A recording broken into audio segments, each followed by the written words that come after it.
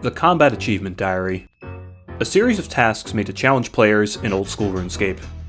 I've done them several times before, but now I'm taking them on while keeping my combat as low as possible. This is Low Percent.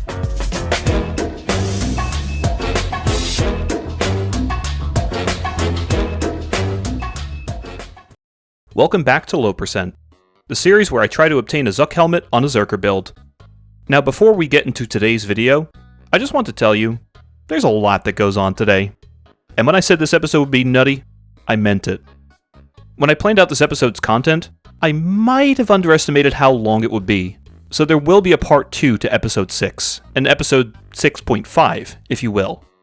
I plan on releasing it next Sunday, but if this video gets to 3,000 likes, then I will release it on Tuesday instead. And if you guys somehow get it to 5,000 likes, I will release it as soon as I'm made aware. I doubt you'll ever pull that off, but the ball's in your court, YouTube. Let's see what you can do. Last episode we finished off 95 Slayer, the skill that was holding me back from completing my iconic 45 defense. Now for those who have watched my previous series, you'd probably have made sense of why that is, but for the newbies, here's a quick rundown. Slayer Masters can only assign you monsters that you reasonably have access to. Some are locked behind combat levels, and others are locked behind quest completion. One of the biggest offenders are all these dragon tasks that fill up a Slayer Master list. Now we've all had that moment where Neve says go slay 50 steel dragons and you got barely any points left and you're miserable for the rest of the day. Avoiding Dragon Slayer completely circumvented this issue. The downside was not having access to the Barrow's Gloves, since RFD does require Dragon Slayer for full completion. But since we're wearing Slayer bracelets anyway, that really didn't matter too much. There's a lot of other quests I'll be completing today that unlock other monsters, but Dragon Slayer is the one that has a huge chunk of defense experience that puts me at 45. Now if you had keen eyes at the end of last episode, you'd have seen that I got 100 combat after closing out 99 strength. This matters because now I have access to the best ship at pest control, and Void is going to be my best in slot for a lot of bosses in the future, so the grind for this was made much shorter now. But something I didn't know is that you need level 42 in all your combat stats and 22 prayer before you can even purchase it. Void mishaps aside, it's time to start completing all the remaining quests I have. First up is Lunar Diplomacy. This would have been helpful for the Grotesque Guardian speedrun task, but would have unlocked Suka's as a Slayer task. On a main, they get you about 65k Slayer experience an hour, which isn't too bad. But since you're praying mage at the multi-spot, they just beat the hell out of you with melee on a Zerk.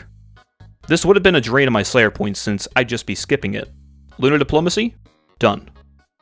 Now quickly unrelated to Lunar Diplomacy is a trade from the First National Bank of Obliv Grandpa, aka me. There have been differing opinions in the YouTube comments between which magic set looks better, the Dagonhai or the Third Age.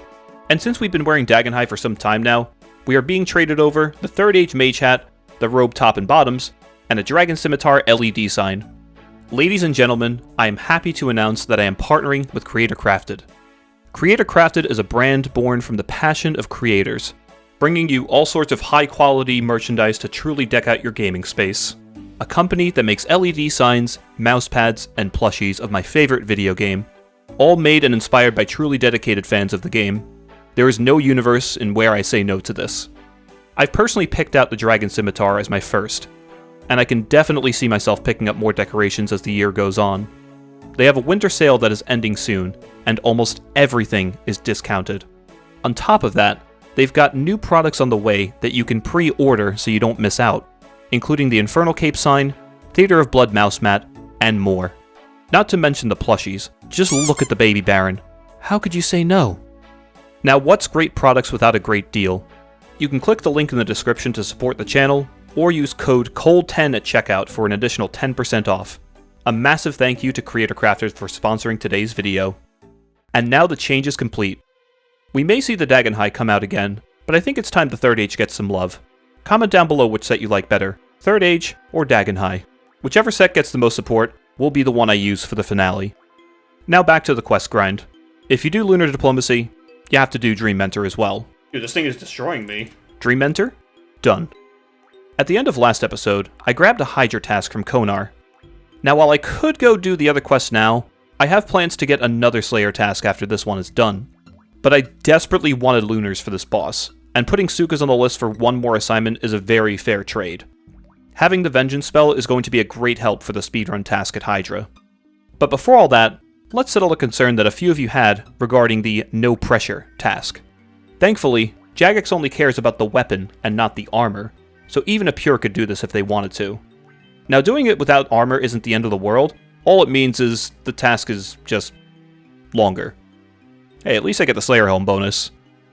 Also, I can't explain the science behind this tile during red phase. All I know is you just stand here and the flame wall just does not get to you. Don't leak to Jagex or they're going to fix it. Please, keep it between us. And there we go. No pressure done on the first go, and a time of 5 minutes and 20 seconds. Lightning speed. Now begins the endless fun that is the Alchemical Hydra speedrun. I've got 80 seconds to kill the beast, and we're pulling out all the stops. Vengeance, Spellbook Swap, Thralls. If you've done these solo speedrun bosses, I'm sure this is all too familiar to you. And of course we have a few transfer alts to take a snooze outside. I think I got them for. Actually, no, I definitely didn't.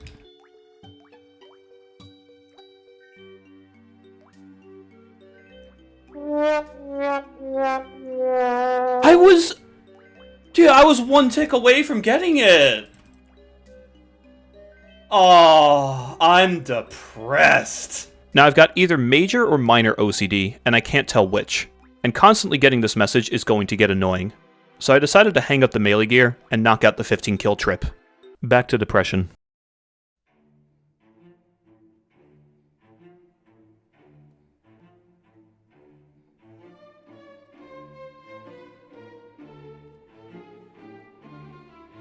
That might be it.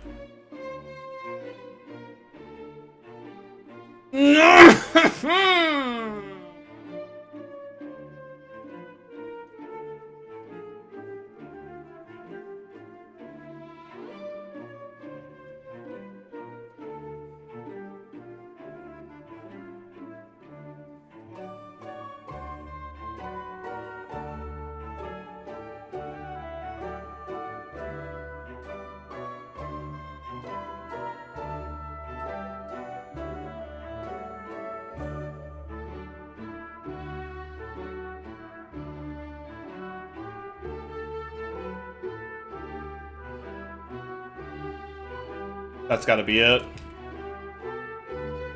That's gotta be it, like 115, I think. 112! Let's go! WTF. Now I can just money this! And all that was left was the kill count tasks like every other boss in the game. We only got a Hydra leather along the way, but honestly, that's more than I was bargaining for.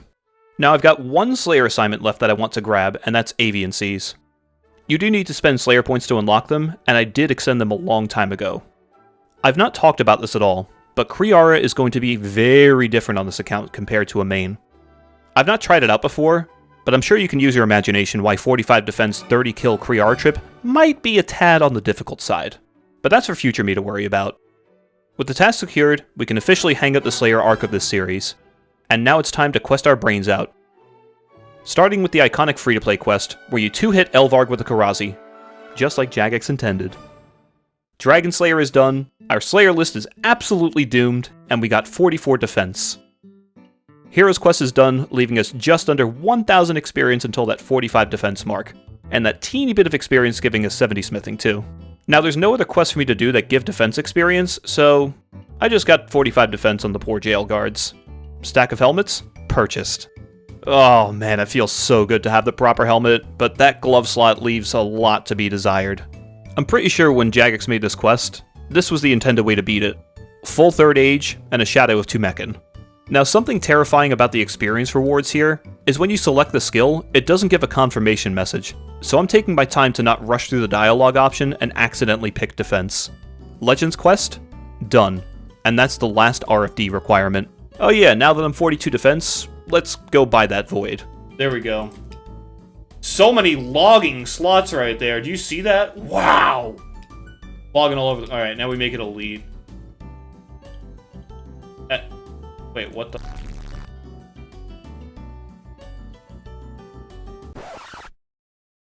Oh, I forgot. I have to finish that. Whoops. The last RFD subquest I had left involves Ceramic Vase, and he needs the Legends quest. So after months of being in the trenches, Recipe for Disaster is done, and I can claim my reward of 20,000 runecrafting experience and the Barrow's gloves. Finally, I can stop looking so scuffed. Now back to the questing. Jesus Christ, these things got hands. Oh god.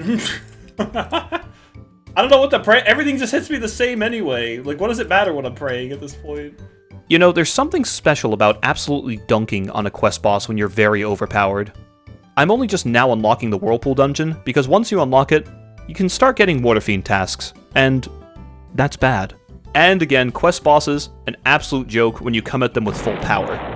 That's Dragon Slayer 2 done, and all those juicy level ups to go with it. That's Regicide done, and Elves are now a Slayer task that I can get. I should have titled this episode Ruining Slayer for my account. And of course that means Roving Elves goes along with it. So here's a display of how Overkill can affect certain mechanics in this game. This Mourner during Morning's End Part 1 drains all your stats to 20 as soon as you enter combat with him, but using a mechanic called Overkill, you can skip that. Overkill happens when you use multiple hit splats, which total above that of its remaining hit points to kill a target, hence the name Overkill. This causes the target's dying animation to start sooner than intended, and in this case, skips the Mourner's attack to drain your stats. Can you stop moving? Dude, stop. Bro, please, for 1 second, I beg, just... Dude.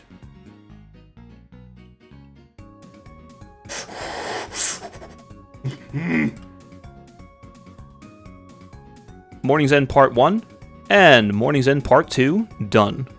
I've done these quests countless times, so they went over without a hitch, besides the sheep fiasco. But that gives us 68 agility, so we can continue down the line of quests. The My Arm quest, and he teleports to Trollheim. I don't feel like bringing the teleports in here, so I can just use this instead. I don't have combat achievements. Easter egg with the old man's coffin. Since I am on the normal spell book, I have to do it. You sense the wise old man's disapproval. And that's making friends with My Arm done, with 70 construction and mining along with it. 2 more Song of the Elves requirements. Why has Azil gotta be, like, all up close and personal with me? I'm pretty sure the Majorat know about personal space, no? It's, like, a bit too close for comfort, you know what I'm saying?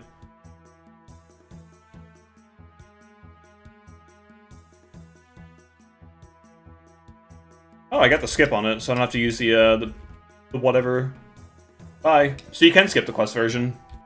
And... boom. 70 agility's done! Ah! It's beautiful! Did you know Desert Treasure 2 requires 75 fire making? I did this quest and I snuck out with some plunder. Let's see if I can bank this thing. Never done that before. No! He robbed it of me last second, the bitch! Oh, I'm angry. So the Cabin Fever quest unlocked Cave Horrors as a Slayer task, which is why we held off of it. That's Great Brain Robbery done, which follows that quest line, and it gave us 60 prayer, the level that you needed for Desert Treasure 2, until Jagex decided to scrap the prayer book. But more importantly, we can get the Barrel Chest Anchor for PKing. Don't read all the requirements. Oh, So yeah, I didn't finish 60 rune crafting. That meant more diary rewards, the Basilisk quest gives 30k, killing a Basilisk Knight is a combat task, the Karamja lamps are just a pyramid scheme, I will probably get the Wilderness Sword 4 after the series is done, I edged Olaf's quest to kill a Brine Rat just to go make lava runes anyway after all that schizo posting. And that's all the Desert Treasure 2 requirements. Whichever JMod included 60 rune crafting in that, you deserve to keep your job, I promise. He shows us a 3x3 in this cutscene, and that's a lie. He's actually 2x2. Kind of false advertising, Jagex. Bro, what was that pathing? F off. Peace. Bye. Iron ore? Alright, 1kc pet on this guy, maybe? Come on. Give me a 1kc barrel. You literally never lucky, dude.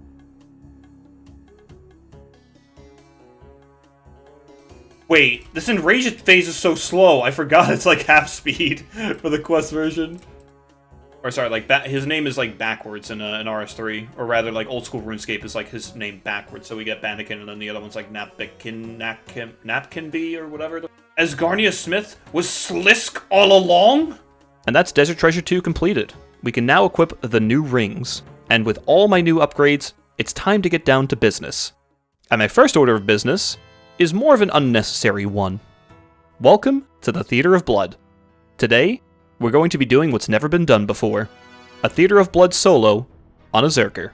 That's right. Now I've done hundreds of solos before on a maxed main. I've even done it without a scythe, using Guthans as my primary weapon. On a hardcore Iron Man, no less. But I'd argue that this is actually more difficult, and we'll get into why as the rooms progress. Don't forget, I do 15% less damage than a main. Now before we get into the raid itself, take a look at this questionable inventory. The Mystic Robes stand out, but there is a reason for them that you will find out later. Now the differences between a main solo Tob run, funny enough, start out in the first room, being Maiden. Normally as a main, we make use of flicking to the Redemption Prayer to try and stem the bleeding of Maiden's chip damage. With 99 Prayer, it will grant you 24 hit points, but in my shoes with 60 Prayer, it only gives 15. Considering Maiden's base max hit is 18, you can see the issue. Relying on redemptions already isn't perfectly consistent as it is, and losing out on almost half the refund makes it even worse. In many cases, a main can force activate the redemption by using spare divine doses or activating the locator orb. This will always leave you with hit points above her max hit. But on a Zerker, this just won't work. As you can see when I found this out firsthand, I adjusted my inventory immediately and swapped out one of my divine potions for another regular one, as I realized I will need to use my brews for this fight instead of redemptioning my way through it. The other issue of this room was freezing the Nylus. I can't get a 100% freeze chance without wasting more inventory spaces, even if I upgrade to Dagenhai or Third Age for my 2 robe pieces. And inventory management is a massive deal here. This does add an extra layer of luck, and isn't necessarily run-ending unless I have the worst luck on the planet. It's also up to luck whether I use 1 brew or 2 brews, but the solve for this room was complete. Up next is Bloat, and nothing changes with the strategy for this one. There's 2 zero supply rooms when soloing the Theater of Blood, and this is the first one. It plays exactly the same as it would in groups, but your team isn't getting you killed with stray flies. We can play it nice and slow, or tank a bit of damage to get in extra hits. The end result will be the same. Now it's time for, in my opinion, the scariest room for this account. The Nylus. This room's depth is almost endless, and I could talk your ears off about the intricacies of this room for hours, but I don't think we have the time for all that. Just know there's a set order for doing things, and priorities you should consider when tackling it normally. The 2 big ones involve keeping 1 pillar alive, and aiming to kill the green Nylus first, as Blowpipe is your weapon with the fastest attack speed. One strategy known as the Conga line is going to be pretty much mandatory here, as it buys you extra time to stabilize the room, and mitigates your damage taken significantly. But it's been quite a while since I've set the strategy up, and my first time trying it in over 2 years. So it ends up being an absolute disaster, and you can see I'm quickly overwhelmed and met with the ground with the swiftness, even with a Phoenix necklace on. Now for those who don't know, there is a cap for how many Nylus can exist in the room to pause incoming waves. Here's how it works. There are 2 numbers to remember when dealing with the cap in the Nylus room, 12 and 24. In the early stages, if more than 12 Nylus are in the room when the next wave is able to spawn, then it will not, as the room is too full for it to do so. The same rule applies when it increases to 24. The cap will increase after this wave that you're seeing right now with the triple big mages. When going fast, it's best to manage your room properly so that number stays below 12 when the next wave is able to spawn. However, since my mortality is incredibly high, I'm opting to stall the upcoming wave in order to stabilize the room a bit and regain tempo. Once this wave begins, it means there can be 24 or less Nylus in the room and new waves will spawn when able. Shortly after this, you will be met with a large aggressive melee Nylus which comes out of the east entrance. By positioning myself in line with this pillar, and just 1 tile south of this one, I can freeze him in place and use him as a blockade for aggressive Nylus that come out of the south, and there's quite a few of them. Freezing the east Nylus is optional, but I prefer to do so as it gives me more freedom to deal with the west ones. I've also frozen it a few seconds early, as I was relearning this method through trial by error. Moving up 2 tiles, I bring the first western Nylus into place and freeze him. Then freeze the one that follows right after. I path 1 north of him, and leave myself a gap between the entrance, so I will have a spot to stand out of the aggressive mage's range if the first freeze does not one-shot it. As you can see, the mistake I made of freezing the 2 aggressive melee Nylus early has come back to haunt me, and they have thawed out before their detonation, causing me to take extra damage. Now here's where I make another big mistake that requires adaptation due to my low defense level. On a main, you can typically tank the range and melee Nylus effectively, and pray mage to hold off all the mage's damage. But on a Zerker, it is more likely that I will tank a magic attack than I will a ranged attack, so the overhead will need to be different for kiting the aggressive Nylus as pillars start to fall. Getting back to the Nylus again, we set up the Congo line. Part of my main mentality switches back, and I decide to just Hail Mary sight the east aggressive. If this doesn't one-shot it, then it will put me behind, but I take the risk. As the remnants of the Congo line time out, there is one aggressive mage that started as a ranger when it came in, so we drop a freeze as he will be able to reach us otherwise. Then, the collapse begins. This is where the Phoenix necklaces become almost mandatory for survival, as when activated, they block any other incoming damage that's already been declared. The focus is to find the largest clump to cast Blood Barrage on while kiting around the room to survive, and killing the large aggressive mage from the east, as this is the biggest damage threat in the room right now. And after the dust is settled, it was time for the quote-unquote easy part of the room. The boss. For the Nylus King, I utilize a method known as 2-to-1, where you hit the boss twice for every time he hits you. The King will periodically switch styles every 10 game cycles, with the exception of the first phase being melee for 8 cycles, giving you enough time for 2 attacks with a Scythe, Twist-a-Bow, or Blood Barrage.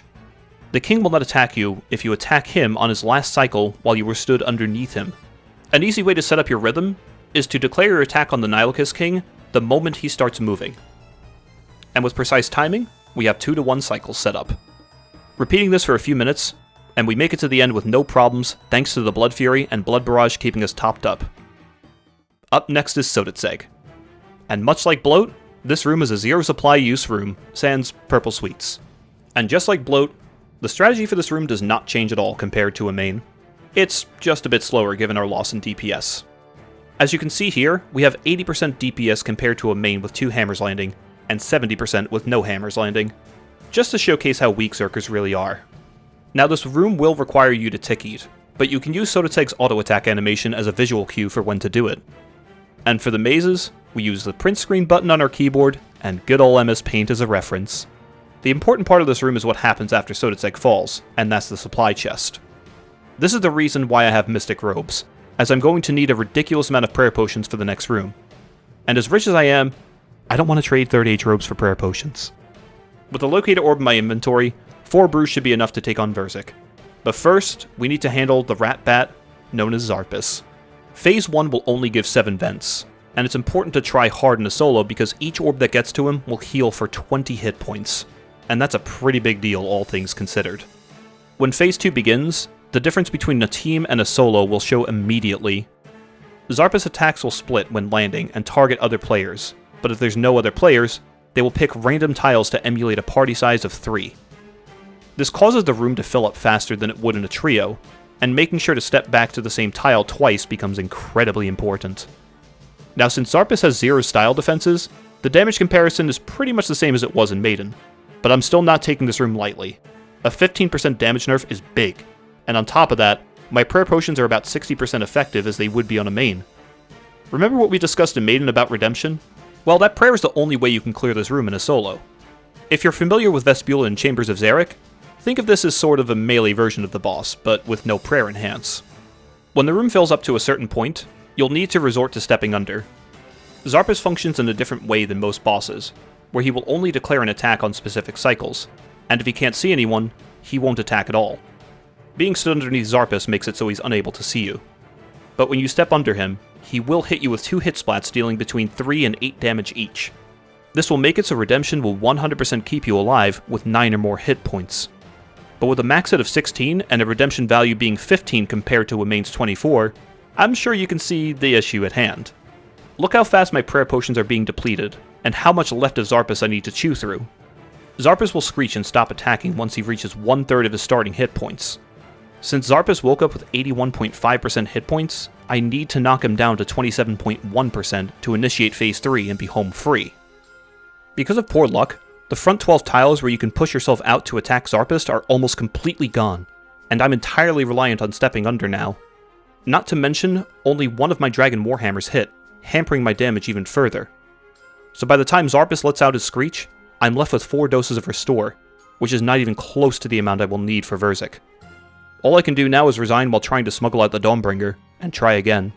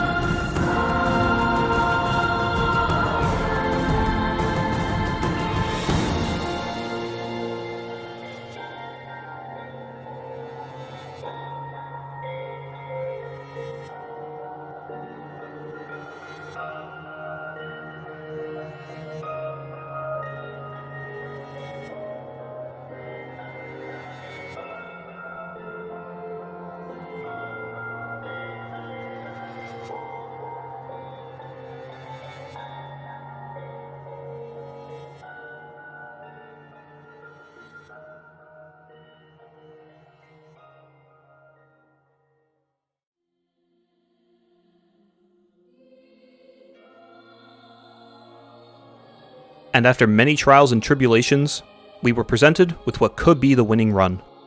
4 full brews, 5.5 doses of Prayer Restore, and all that stands between us and victory is Verzic Vitur. The first phase of Verzic poses no real threat, so long as I maintain my rhythm and keep behind the pillars when she attacks. The second phase, also known as the Tick-Eat phase, also poses no real threat to our supplies, but one tiny mistake will mean death, as I'm constantly on critical hit points. But this is the only way to survive. Perfectly timed runs to pop the Nylus, and precise tick-eating until she reaches 35% hit points. At the time of making this video, it's impossible for any account to solo Verzic's second phase's healing segment through conventional means. We'll need to use what some would call a bug abuse strategy to progress. Damaging Verzic while she is under 35% hit points during this phase will cause her to perpetually summon 2 Nylus that will heal her for their remaining hit points after some time has passed. While this is going on, Verzic is casting Blood Barrage against you and draining your prayer in the process. Luckily, a wise man named Krugs found out years ago, damage dealt by these purple Nylus will not cause this phase to activate, meaning we can chip her hit points down to 0 in a long, grueling process with lots of tick-eats to survive the zap damage. After about 15 minutes had passed, the phase was about to end, but one big test still remains. My DPS is significantly lower. I can't take a hit to save my life, but I have a full backpack of potions. I'll need to make use of Flicking Redemption to have a chance of surviving. With a Tick-Eat comboed with a Redemption to give us a head start, all that's left now is the final challenge.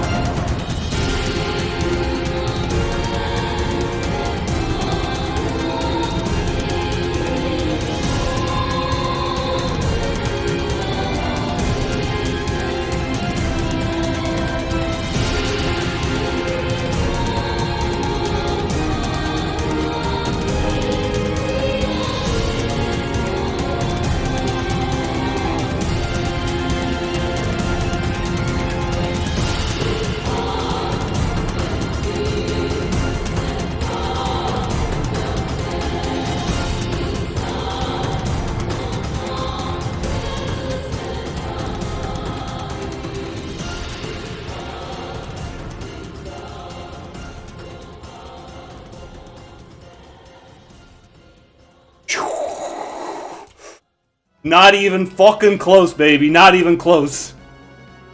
I got Pop It done! Combat task completed! Woo! A big thank you again to Creator Crafted for sponsoring today's video.